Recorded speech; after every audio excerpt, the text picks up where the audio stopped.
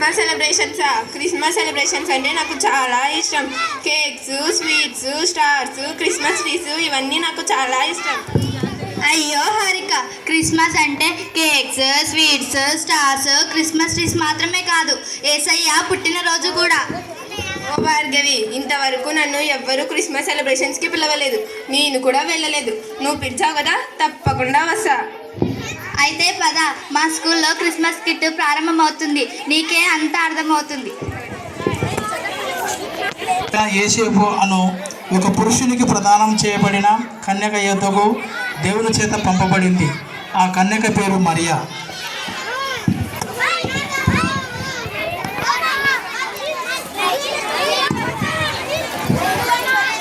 దయాప్రాప్తురాలా, నీకు శుభము, ప్రభువు నీకు తోడై ఉన్నాడు. ఈ శుభవచనము ఏమిటో? మరియా, భయపడకు, దేవుని వలన నువ్వు కృప పొందితివి.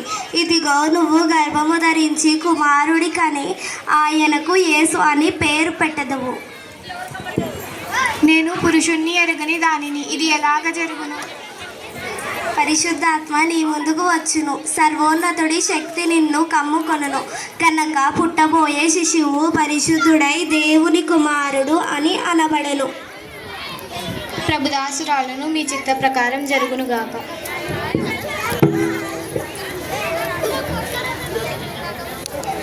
ఆమెను అవమానపరచునొల్లక రహస్యముగా ఆమెను విడనాడ ఉద్దేశించాను. అతడు ఈ సంగతులను ఆలోచించుచు నిద్రించుచుండెను. అప్పుడు గాబ్రియేలు దూత స్వప్నమందు ప్రత్యక్షమై,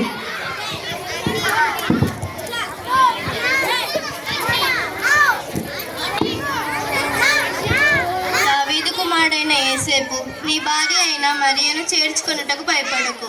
ఆమె గర్భము ధరించినది, పరిశుద్ధాత్మ వలన కలిగినది. ఆమె కుమారుని కనను. తన ప్రజలను వారి పాపముల నుండి ఆయనే రక్షించును గనుక ఆయనకు యేసు అని పేరు పెట్టుదువు.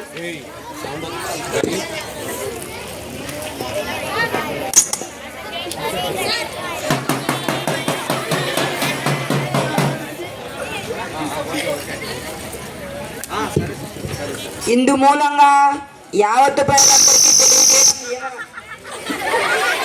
ప్రజలందరికీ తెలియజేయడం ఏమనగా, ప్రజాసంఖ్య రావాలనేని కైసర్ ఐగుప్తు నిర్ణయించడం వలన ప్రజలందరూ తమ తమ గ్రామాలకు వెళ్ళి ప్రజాసంఖ్య రాయాల్సి వచ్చిందిగా తెలియజేయడమైనది. హో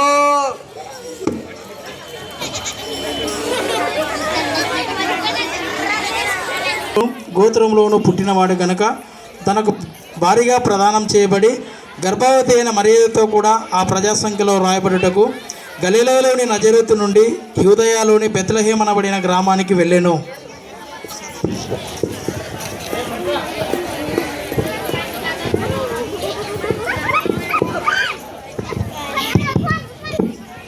మీరు ఏం కావాలి? అమ్మ, నా భార్య నిండు గర్భవతి, కాస్త మీ ఇంట్లో స్థలం ఉంటే ఇస్తారా? క్షమించండి అయ్యా, మా ఇంట్లో మేమే చాలా మంది ఉన్నాం, మా ఇంట్లో మీకు స్థలం లేదు.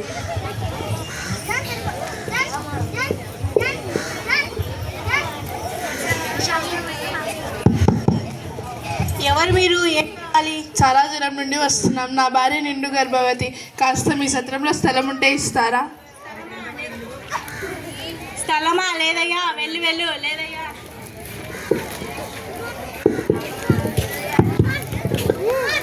ఎవరు మీరు? ఏం కావాలి? అమ్మ, నా భార్య నిండు గర్భవతి, చాలా దూరం నుండి వస్తున్నాం, కాస్త మీ సత్రంలో స్థలం ఉంటే ఇస్తారా? ఈ రాత్రికి ఉండి వెళ్ళిపోతాము. ఆహా, స్థలమా? లేదయ్యా, మా సత్రంలో స్థలం లేదు, కానీ ఈ రాత్రికి మీరు మా పాకలో విశ్రాంతి తీసుకోవచ్చు. మీకు అంత అనువైన స్థలం కాదు, కానీ బహుశా మీకు ఆధారంగా ఉంటుంది. ధన్యవాదాలు.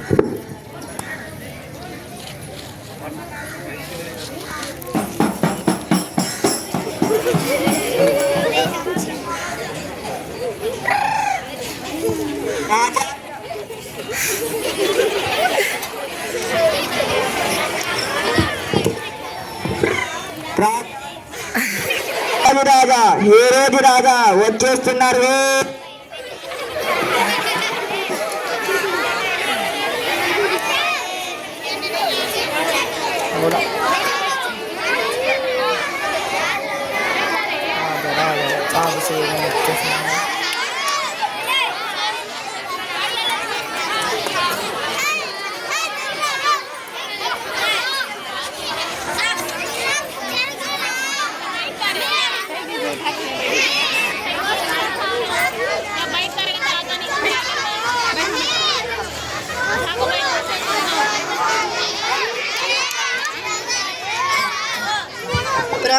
కొరకు జ్ఞానులు వచ్చారు ప్రభు.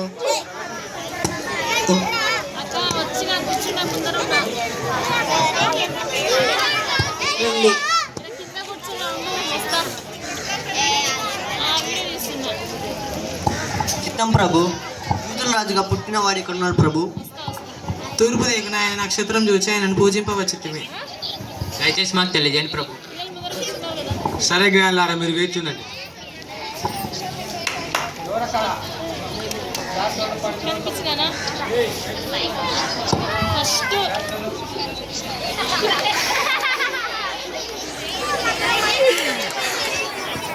శాస్త్రులను పండితులను సమకూర్చుము.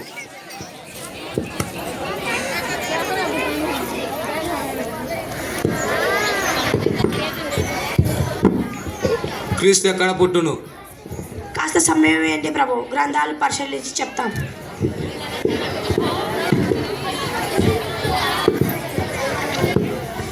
దేవుడు యెషయా ప్రవక్త ద్వారా ముందుగా చెప్పిన ప్రవచనం కాబట్టి దేవుడు తానే ఒక సూచన తెలుపునని ఆలకించుడి. కన్యక గర్భవతి అయి కుమారుని కన్యక అతనికి ఇమ్మానుయేలు అని పేరు పెట్టండి. ప్రభు మీకా ప్రవర్తన కూడా ప్రవహించారు. ఏమని అంటే, యూదా దేశపు బెత్లెహేములో నీవు యూదా ప్రధానులలో ఎంత మాత్రము అల్పమైనది కావు. ఇశ్రాయేలును నా ప్రజలను పరిపాలించే అధిపతి నీలో నుంచి వచ్చును. క్రీస్తు యూదయ బెత్లెహేమ్స్లోనే జన్మించిన ప్రభు. సరే జ్ఞానులారా, మీరు వెళ్ళిరండి.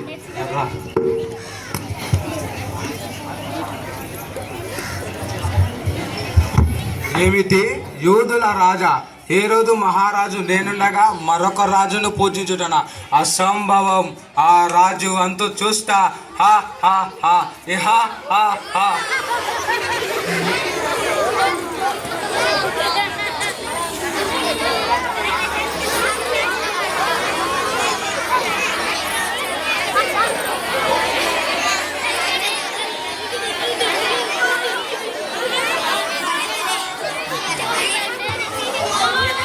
చలి చంపేస్తుందిరా.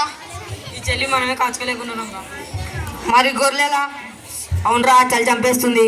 అవునరా. అవునరా.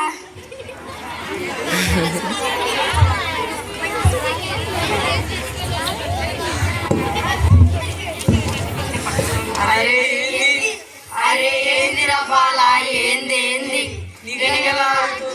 దరగలాడుతుంది, దగ్గరకు వస్తుంది.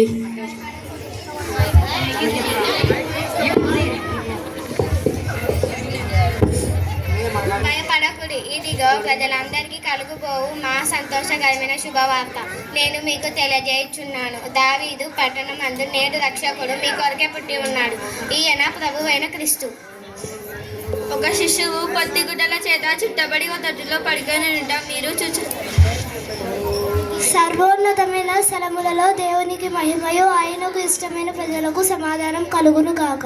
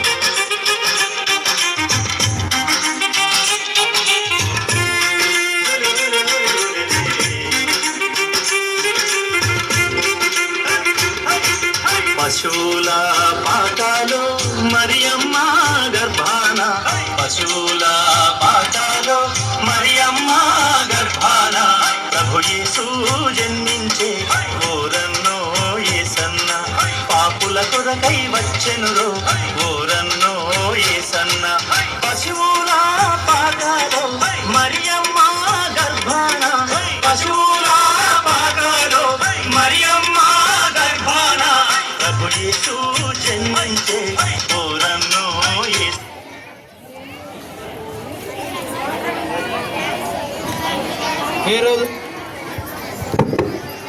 హేరోదు రాజు దగ్గర నుండి తూర్పు దేశ జ్ఞానులు ప్రయాణం మొదలుపెట్టారు. వారు వెలుచుండగా ఆకాశంలో ఒక వింత నక్షత్రం ప్రకాశించింది. ఆ నక్షత్రం వారిని బెత్లెహేమునకు నడిపించింది. ఆ నక్షత్రం వారికి ముందుగా నడిచి శిశువున్న చోటుకు వచ్చి నిలిచింది. వారి లోపలికి వచ్చి బాలుడైన యేసును మరియను చూశారు.